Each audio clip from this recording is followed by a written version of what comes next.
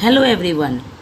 Today we are going to learn how to upload file in Google Classroom.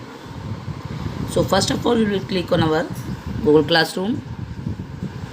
After clicking Google Classroom, we'll get the file class 5th Max Miss Rita. Here we have to submit. We'll click on that.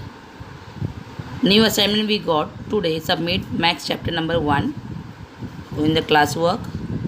Click on the assignment. What you got today, submit Max chapter number 1 notes in PDF. First of all, click the photos of your notes and convert into PDF. Now here in the below you can see add work. Click on add work. So where the PDF file you have saved, drive, or directly you want to take from camera, you upload photo, you upload file, you create. So I'm doing upload file, our drive. You can check from our drive, gallery if you want to send photo, recent file we can check. Recent from whichever file you make the PDF, click on that PDF. Whatever you have done, click on that.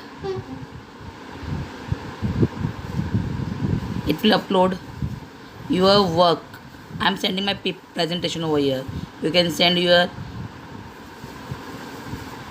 PDF file, Word file, whatever, whichever types of file the teacher want. And after that you have to click on hand in. Resubmit.